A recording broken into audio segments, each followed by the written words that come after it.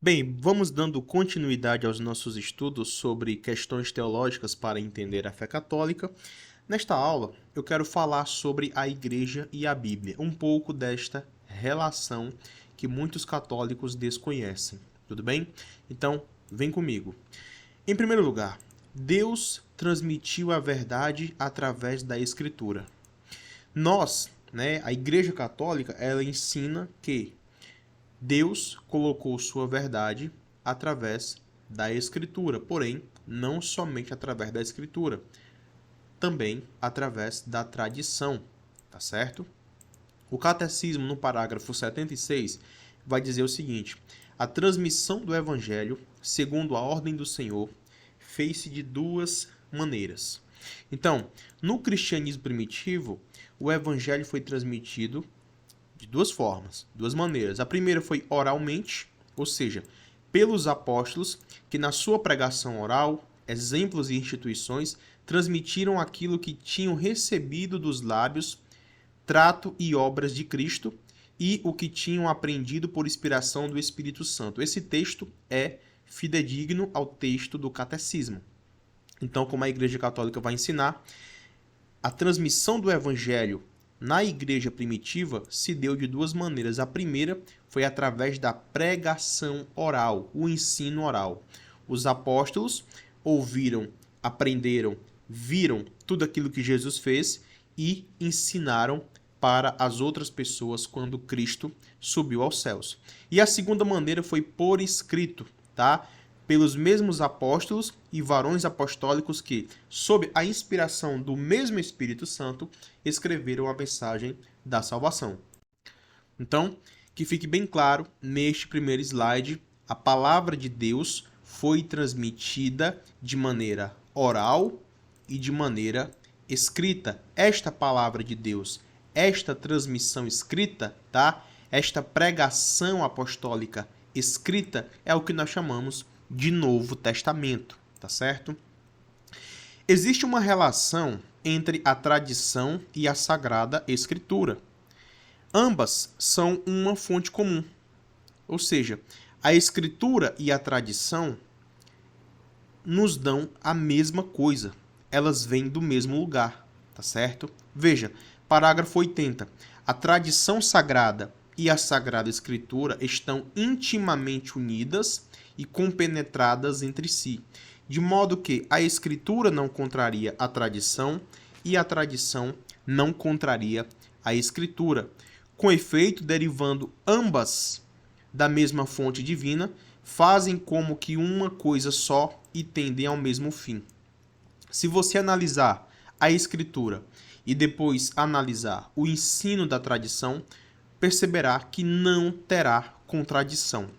É sempre importante dizermos que a Escritura, em especial o Novo Testamento, nasceu no seio da sagrada tradição da Igreja nascente, tá bom? O Antigo Testamento também nasceu na tradição do povo judeu. Continuando, duas formas de transmissão distintas. Parágrafo 81. A Sagrada Escritura, ou seja, a Bíblia é a palavra de Deus enquanto foi escrita por inspiração do Espírito Santo. Então, esta é a afirmação categórica da Igreja Católica que a Bíblia é a palavra de Deus.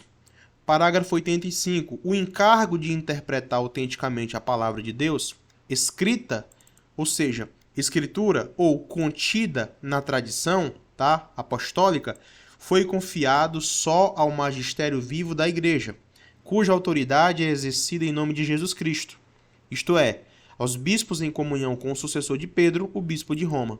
Então, esse slide é muito importante para você entender a mentalidade da Igreja Católica em relação à Bíblia, tá?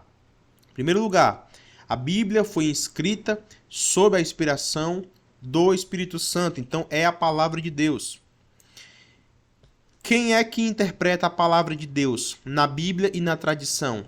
É o magistério, tá? Essa missão foi confiada só ao magistério. Tudo bem? Para que o magistério interprete a Bíblia corretamente, ele precisa ser os bispos em comunhão com o Papa, tá certo? 86. Todavia, este magistério não está acima da palavra de Deus. Lembrando que esse 86 aqui, esses números são os parágrafos do catecismo, tá bom? Então, o magistério, ou seja, quem interpreta, os bispos, junto com o Papa, não estão acima da palavra de Deus, sob hipótese alguma, mas sim ao seu serviço, ensinando apenas o que foi transmitido, enquanto por mandato divino e com assistência do Espírito Santo. A ouve piamente, ou seja, escuta a tradição e a escritura, aguarda religiosamente e a expõe fielmente, aurindo deste depósito único da fé, tudo quanto propõe a fé como divinamente revelado. Agora, é bom que você entenda que palavra de Deus para a Igreja Católica é o Novo Testamento e a Sagrada Tradição, tá? Alguém pode ficar com dúvidas, mas é isso mesmo. Para a Igreja Católica, a Sagrada Tradição também contém a palavra de Deus. Tudo bem? 103. Por esta razão, a Igreja sempre venerou as divinas Escrituras, tal como venera o corpo do Senhor. Nunca cessa de distribuir aos fiéis o pão da vida, tornado a mesa quer da palavra de Deus, quer do corpo de Cristo. Então, a Igreja Católica ensina que os leigos eles devem venerar a palavra de Deus. Neste caso, especificamente, as Escrituras. Tudo bem? Lembrando que na Santa Missa nós temos duas mesas. A mesa do pão, a mesa da Eucaristia e a mesa da palavra de Deus. Tá certo? É por isso que o ambão da palavra fica perto da mesa do altar, tá certo? 104. Na Sagrada Escritura, a Igreja encontra continuamente o seu alimento e a sua força, porque nela não recebe apenas uma palavra humana, mas o que dela é na realidade, a palavra de Deus. Olha aqui, continuando o texto verde, nos livros sagrados, com efeito, o Pai que está nos céus vem amorosamente ao encontro dos seus filhos a conversar com eles. Então, praticamente toda a riqueza que a igreja tem, tá, no sentido espiritual, ela retira da palavra de Deus na Sagrada Escritura. Parágrafo 105. Deus é o autor da Sagrada Escritura. A verdade divinamente revelada, que nos livros da Sagrada Escritura contém e apresentam, foi registrada neles sob a inspiração do Espírito Santo. Ou seja, quando o autor ia escrever, era o Espírito Santo quem inspirava, quem protegia o autor para que ele não cometesse erro de fé e de moral. Tudo bem? Ou seja, aquilo que tem a ver com a nossa salvação. Aqui no 106, a gente lê o seguinte: Deus inspirou os autores humanos dos livros sagrados. Para escrever os livros sagrados, Deus escolheu e serviu-se de homens na posse das suas faculdades e capacidades, para que, agindo ele neles e por eles, pusessem por escrito, como verdadeiros autores, tudo aquilo e só aquilo que ele queria. Veja, nós temos aqui algumas afirmações. A primeira, Deus inspirou os autores humanos nos livros sagrados. Então, todos os livros escritos na Bíblia foram inspirados pelo próprio Deus. Tudo bem? Por isso que nós acreditamos que são inerrantes sobre fé e moral. Para escrever os livros sagrados, Deus escolheu os seres humanos. Agora, isso aqui é muito importante. Na posse das suas faculdades e capacidades, ou seja, Deus conhecia as capacidades intelectuais dos escritores e utilizou-se delas, tudo bem, para que eles escrevessem de acordo com suas capacidades. Olha aqui esse relato de Lucas capítulo 1. Tendo, pois, muitos empreendido por em ordem a narração dos fatos que entre nós se cumpriram, segundo nos transmitiram os mesmos que os presenciaram desde o princípio e foram ministros da palavra, olha aqui o 3, o que é que Lucas vai dizer, ó. Pareceu-me também a mim conveniente descrevê-los a ti, ó excelente Teófilo, por sua ordem, havendo-me já informado minuciosamente de tudo desde o princípio. Então, como foi que Lucas escreveu o Evangelho de Lucas? Ele fez uma investigação histórica. Ele fez uma pesquisa.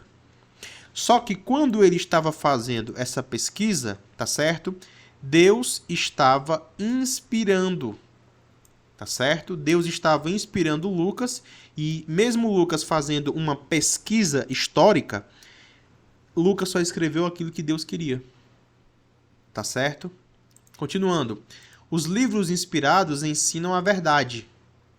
E, assim como tudo o que os autores inspirados ou agiógrafos afirmam, deve ser tido como afirmado pelo Espírito Santo. Pois isso mesmo se deve acreditar, por isso mesmo se deve acreditar que os livros da Escritura ensinam com certeza, fielmente e sem erro, a verdade que Deus quis que fosse consignada nas Sagradas Letras, em ordem à nossa salvação. Os católicos precisam acreditar que a Bíblia é a palavra de Deus e contém a palavra de Deus. 109. Na Sagrada Escritura, Deus fala ao homem à maneira dos homens. Portanto, para bem interpretar a Escritura, é necessário prestar atenção ao que os autores humanos realmente quiseram dizer e aquilo que aprouve a Deus manifestar-nos pelas palavras deles. Ou seja, quando a gente for ler a Bíblia, nós precisamos entender que ela foi escrita num contexto, numa época, de acordo com uma linguagem. E nós devemos levar em consideração as nuances dessa linguagem. Eu vou dar um exemplo, tá certo? O Evangelho fala dos irmãos de Jesus. Ora, se a gente for interpretar de maneira fundamentalista, nós iremos ver que Maria teve outros filhos. Porém, se a gente utilizar, uma técnica, se a gente se aprofundar mais no texto, nós iremos descobrir que a palavra irmãos não significa tão somente irmãos biológicos, mas também primos, parentes próximos, amigos, como Abraão, foi chamado de irmão de Ló, sendo que eram tio e sobrinhos. Como é que a gente descobre isso? Além de lendo o texto bíblico, a gente vai estudar a cultura de quem escreveu, no idioma da época de quem escreveu, tá certo?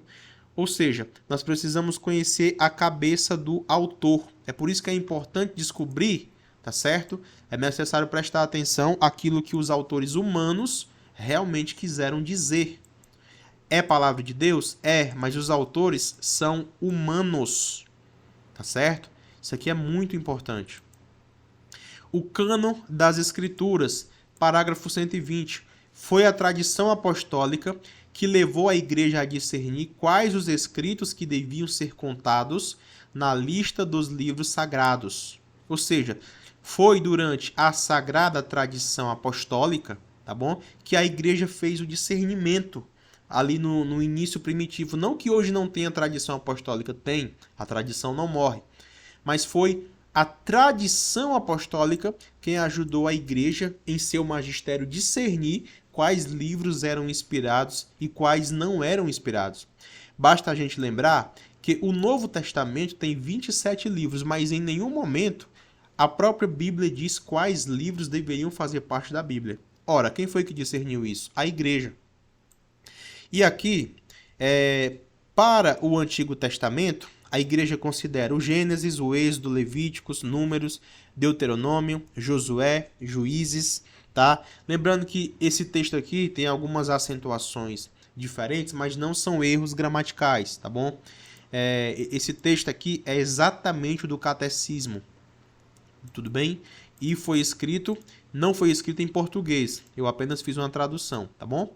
Nós temos aqui estes livros que são considerados os livros do Antigo Testamento, tá certo? Então vamos continuando. Antigo Testamento. Novo Testamento, os Evangelhos e as cartas, tá bom? Totalizando 73 livros.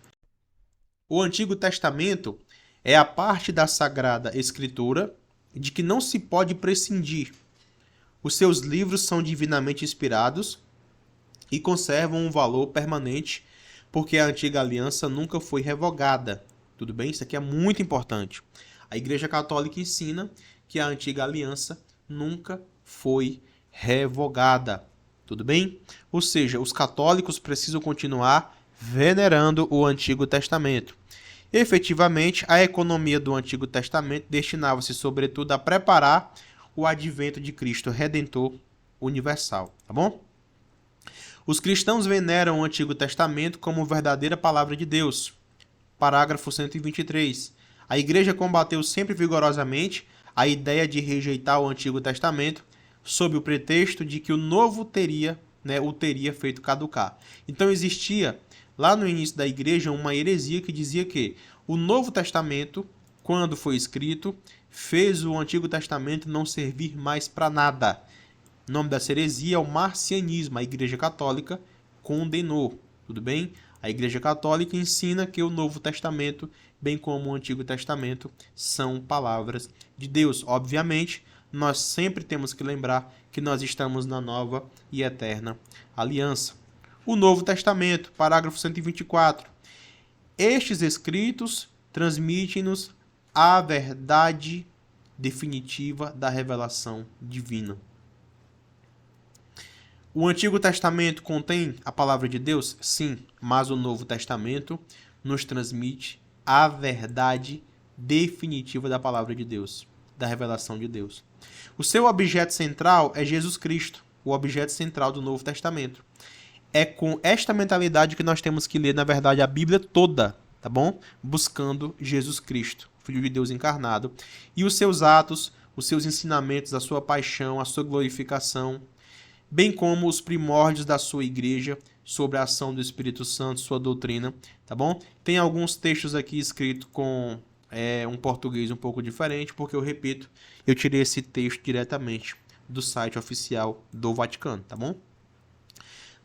Parágrafo 125. Os evangelhos são o coração de todas as escrituras, enquanto são o principal testemunho da vida e da doutrina do Verbo encarnado, nosso Salvador.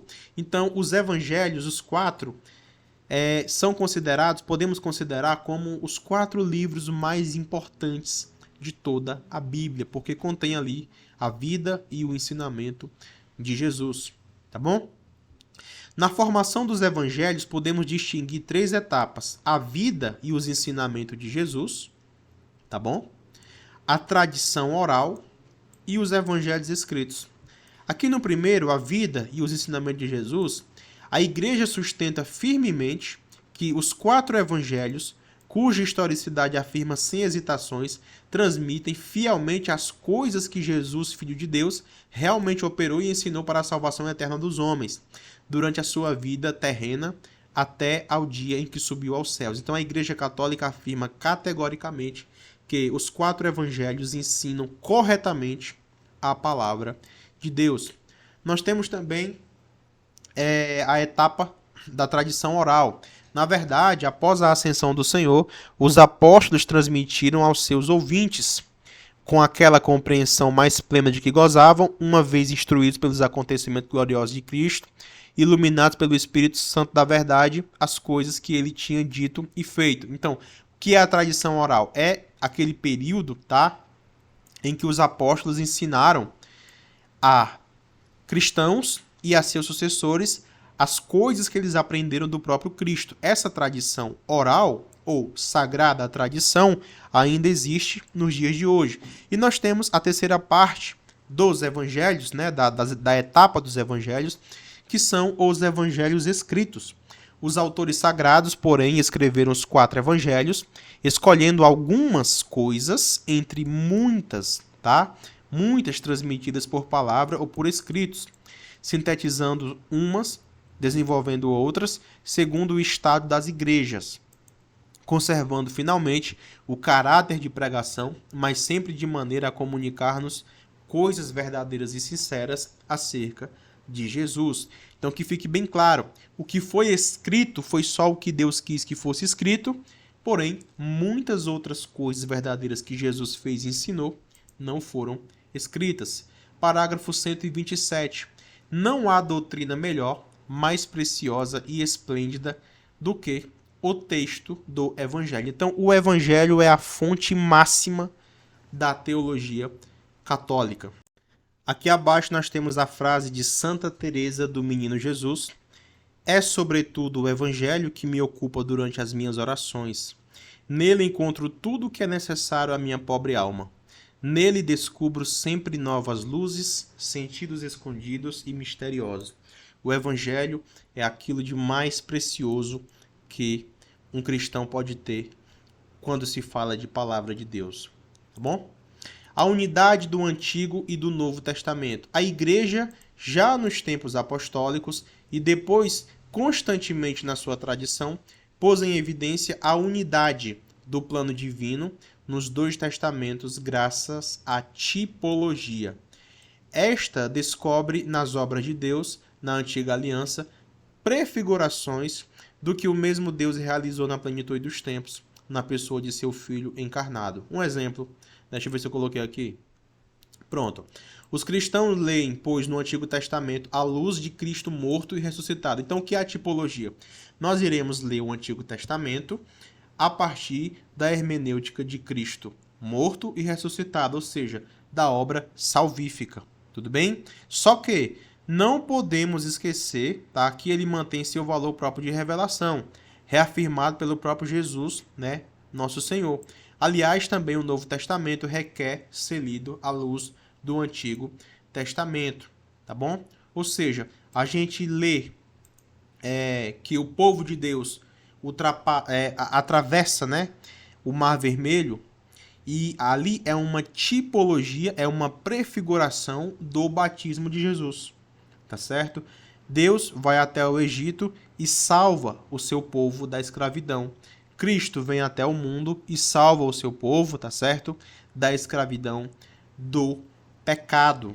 O Egito não suportou, o Egito não conseguiu fechar as portas e impedir a entrada de Deus. Ora, o inferno também não prevalecerá, as portas do inferno não prevalecerão contra a igreja de Cristo, tá bom?